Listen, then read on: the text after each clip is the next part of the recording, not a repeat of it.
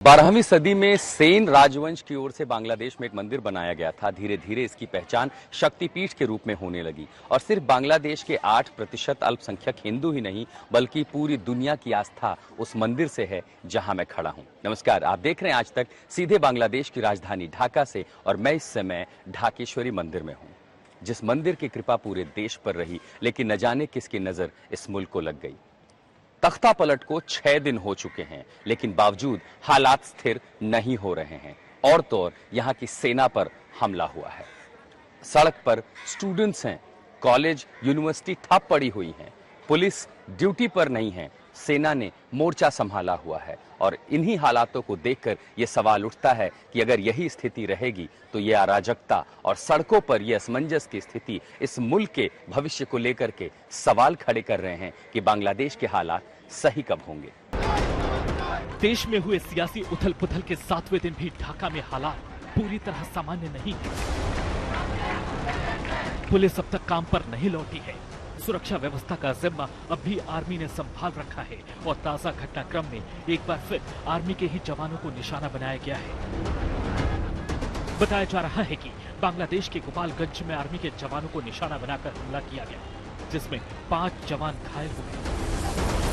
गोपालगंज में चूंकि जब वहां पर सेना की कॉन्वॉय जा रही थी, 5 से ज्यादा जो सैनिक हैं वो घायल हुए हैं। और आप समझिए कि ढाका शहर में तो फिर भी हालात सामान्य हो रहे हैं, लेकिन जो बाहरी इलाके हैं, दूसरे जो जिले हैं और खासकर यहाँ से 50 से 60 किलोमीटर की दूरी पर, मसलन ढाका में आप देखेंगे तो आपको चहल पहल दिखाई देगी, जहां तहां लोग दिखाई देंगे। हालांकि ये जो डेंसिटी है, वॉल्यूम जो आप देख रहे हैं सड़कों पर, ये कम है।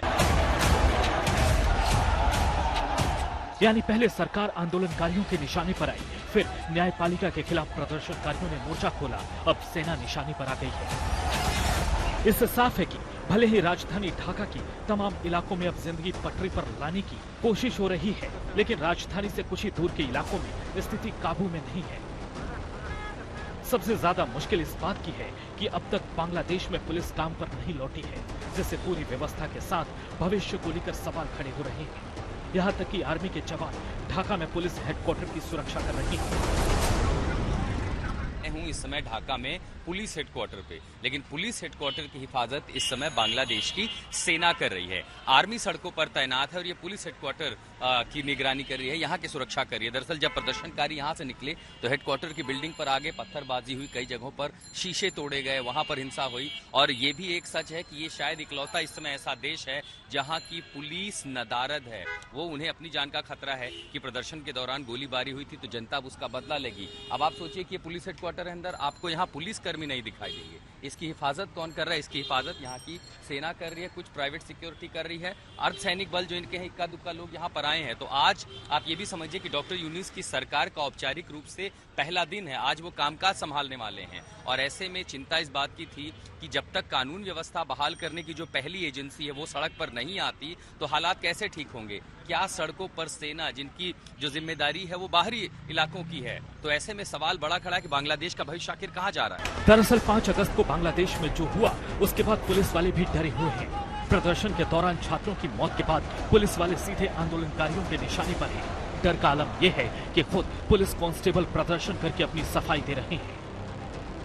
यहाँ मेरे पीछे पुलिस हेडक्वार्टर के बाहर जो लोग आए हैं, दरअसल ये कांस्टेबल हैं, ये हवलदार हैं, ये लोकल पुलिसकर्मी जो प्रदर्शन करने आए हैं और ये बताने आए हैं लोगों को कि दरअसल गोलियां हमने नहीं चलाई, प्रदर्शन हमने नहीं किया। और एक पुलिस के एक बड़े अधिकारी आए हैं और प्रदर्शनकारी इनसे बात कर रहे हैं, ये मैसेज देते हुए कि दरअसल हिंसा में हम शामिल नहीं थे। और एक बड़े अधिकारी यहाँ पर आए लोगों से बात करने, और ये जो लोग यहाँ प्रदर्शनकारी है दरअसल पुलिस कर्मी है और वो ये कह रहे हैं कि हमने अगर रिटेलिएट किया था तो बड़े अधिकारियों के आदेश पर, उनके आदेश पर किया था, हमें जैसा आदेश मिला वैसा।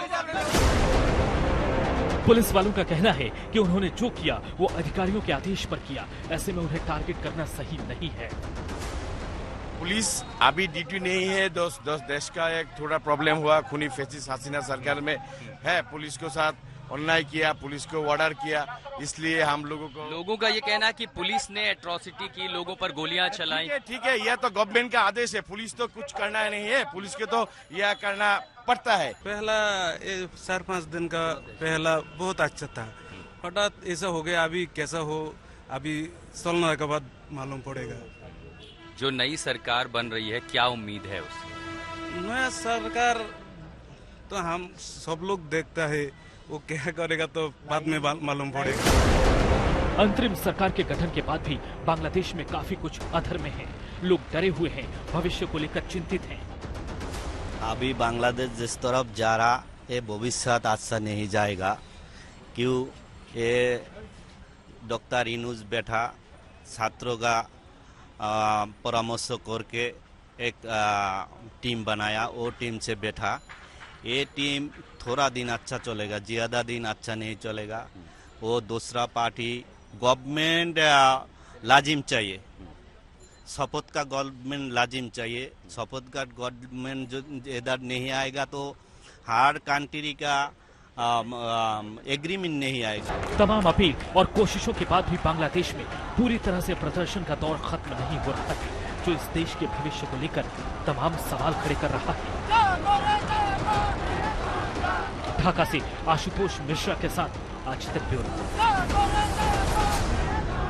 असमंजस और अस्थिरता से जूझते बांग्लादेश में सबसे बड़ा सवाल ये भी है कि आखिर यहाँ के अल्पसंख्यक हिंदुओं पर हो रहे हमले कब रुकेंगे। इनको लेकर के सिर्फ राजधानी ढाका ही नहीं, सिर्फ बांग्लादेश के दूसरे शहर ही नहीं, बल्कि पूरी दुनिया में हिंदुओं में रोष है। जगह जगह विरोध प्रदर्शन हो रहे हैं। मांग की जा रही है कि अंतरिम सरकार बांग्लादेश में हिंदुओं को सुरक्षा दे, न्याय का आश्वासन दे। जिस मुल्क में प्रदर्शन के जोर पर चुनी हुई सरकार का तख्ता पलट हुआ, जिस देश में अराजकता जैसे माहौल में पीएम रही शेख हसीना को देश छोड़ना पड़ा, जहां प्रदर्शनकारी छात्रों ने सुप्रीम कोर्ट का घेराव किया, चीफ जस्टिस को पद से हटने पर मजबूर कर दिया, जहां अब भी पुलिस काम पर लौटने की हिम्मत नहीं जुटा पा रही, ऐसे हालात में बांग्लादेश में हिंदुओं की सुरक्षा बड़ी चिंता बनी हुई है। क्योंकि 5 अगस्त के घटनाक्रम के बाद से बांग्लादेश में अल्पसंख्यक हिंदू उपद्रवियों के टारगेट पर हैं। कई जगहों पर हिंदुओं पर जानलेवा हमला हुआ, मंदिर मठों को निशाना बनाया गया, लूटपाट की घटनाएं हुई। ऐसे हालात में हिंदू समुदाय के लोगों का डर बना हुआ है। बांग्लादेश की राजधानी ढाका समेत कई इलाकों में हिंदू समुदाय के लोगों का विरोध प्रदर्शन चल रहा है। अभी यहाँ शहर में तो कुछ होता नहीं, शहर में नहीं। अभी डाके का बाहर में तो कुछ होता कहीं ना, तो पहचानता नहीं। मैं सुन रहा ऐसा आदमी लोग का पास टीवी में देखा। बीते दिनों बांग्लादेश में जो कुछ हुआ उसे देखकर हिंदू समाज के लोग हैरान हैं। माताजी के माँ ढाकेश्वरी माताजी के प्रार्थना करते हैं, देश की शांति होगा, जनगण के शांति होगा, जात कोनो प्रॉब्लम ना आए। लोग कह रहे हैं कि देश में जैसा कोहराम मचा है उसकी कल्पना किसी ने नहीं की थी। आदमी लोग कभी ऐसा सोचा नहीं, ऐसा सब सपने में देख रहे, ऐसा सोचा आदमी लोग को, मगर ऐसा हो जाएगा कभी कोई। आप ढाका में ही रहते हैं? हाँ। हिंदू समाज के डर और गुस्से के बीच विरोध प्रदर्शनों का दौर जारी है। एक दिन पहले ढाका में हजारों की संख्या में इकट्ठा हुए हिंदुओं ने इस जुल्म और ज्यादती का विरोध किया। ढाका की सड़कों पर हजारों हिंदू समाज के लोग उतरे हैं प्रदर्शन करने के लिए, विरोध कर रहे हैं उन घटनाओं का जिसमें हिंदू समाज के साथ हिंसक घटनाएं हुई, घर जलाए गए, मंदिर जलाए गए, संपत्तियों को नुकसान पहुंचाया गया।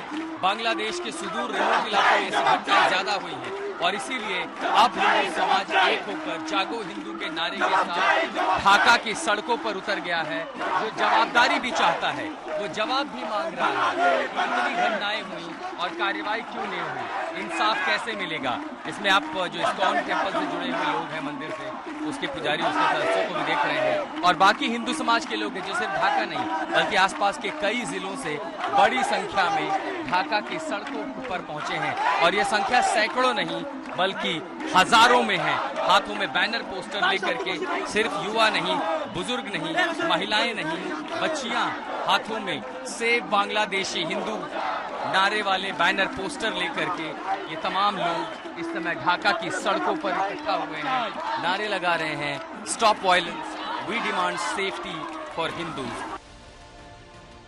हिंदुओं पर हमलों को लेकर गुस्सा बांग्लादेश से निकलकर दुनिया तक पहुंच गई है। भारत में कई जगहों पर बांग्लादेशी हिंदुओं की सुरक्षा की मांग को लेकर प्रदर्शन हो रहे हैं। प्रदर्शनों की आंच अमेरिका तक पहुंच गई। वॉशिंगटन डीसी में व्हाइट हाउस के बाहर बांग्लादेश में हिंदुओं पर हमले के खिलाफ आवाज बुलंद की गई।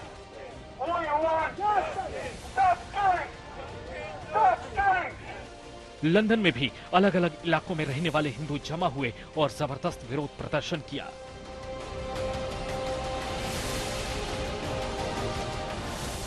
ये तस्वीरें फिनलैंड की हैं, जहां बांग्लादेश में हिंदुओं पर हमले का मुद्दा जोर शोर से उठा। करीब 91% मुस्लिम आबादी वाले बांग्लादेश में हिंदुओं ने कभी अपने को इतना असुरक्षित महसूस नहीं किया जितना आज कर रहे हैं, क्योंकि शेख हसीना सरकार की बेदखली के बाद से लगातार हिंदू और दूसरे अल्पसंख्यक उपद्रवियों के निशाने पर हैं। तमाम दलील और दावे अब भी हालात को पूरी तरह से सामान्य नहीं बना सके हैं। ढाका से आशुतोष मिश्रा के साथ आज तक ब्यूरो। बांग्लादेश के मौजूदा हालातों के बीच पूर्व प्रधानमंत्री शेख हसीना ने एक बयान जारी किया है। उन्होंने अपनी बात कही है और ये भी कहा है कि वो जल्द बांग्लादेश लौटेंगी, लेकिन यहाँ के मौजूदा हालातों को देखते हुए ऐसा बिल्कुल नहीं लगता कि उनकी वापसी जल्द संभव है। ऊपर से जहां तहां हमले हुए हैं, उनकी पार्टी के नेता कार्यकर्ता अंडरग्राउंड हैं, उन्हें जान का खतरा है। आवामी लीग दफ्तर में तोड़फोड़ हुई है। हिंसा के निशान आज भी बांग्लादेश में ताजा हैं।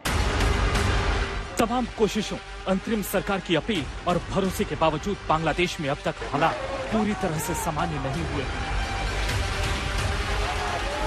राजधानी ढाका में जगह जगह पर 5 अगस्त को हुई अराजकता के निशान साफ साफ दिखाई दे रहे हैं। इन तस्वीरों से पता चल रहा है कि कैसे उस समय की सत्ताधारी पार्टी आवामी लीग के खिलाफ प्रदर्शनकारियों का गुस्सा फूटा। कैसे देखते ही देखते ढाका में भीड़ उग्र हो गई, कैसे राजधानी में पथराव, हिंसा और आगजनी शुरू हो गई। ढाका में जो हंगामा हुआ, आवामी लीग का दफ्तर उसका सबसे बड़ा निशाना बना।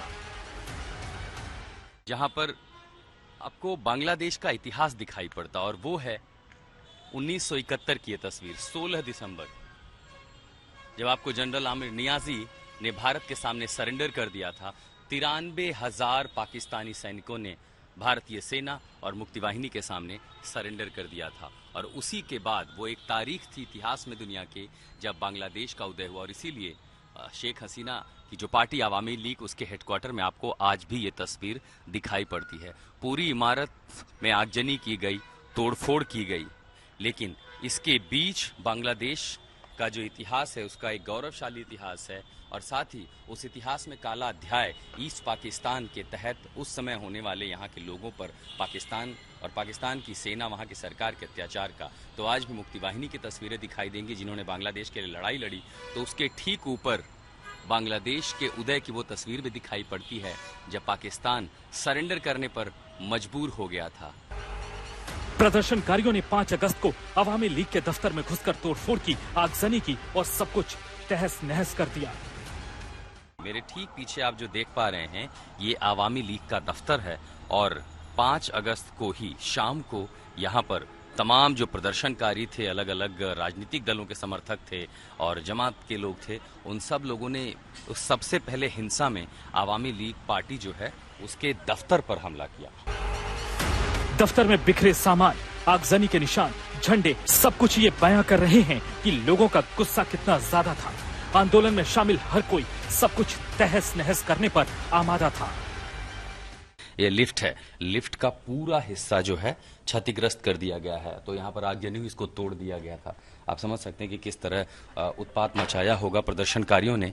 और इसके साथ ये आप देखिए, ये पूरी जो इमारत है, सब कुछ जो है यहाँ पर नुकसान हुआ है।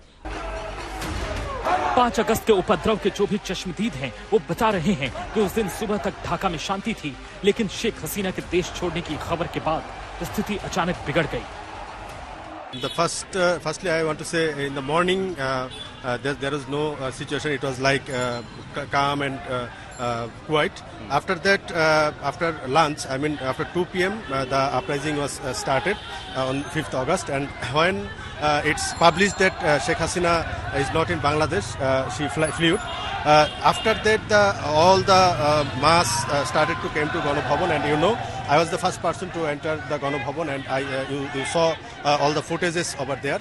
And after that, the mob, I don't know they are from any political party or not, but they started to loot and burn down the establishments, and the police were also attacked by that mob.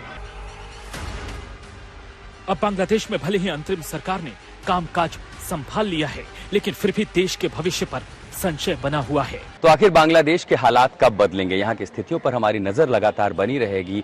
हर कोने से, हर जगह से, हर खबर हम आप तक पहुंचाते रहेंगे। फिलहाल आशुतोष मिश्रा के साथ इतना ही। देश और दुनिया की तमाम खबरों के लिए आप देखते रहिए आज तक।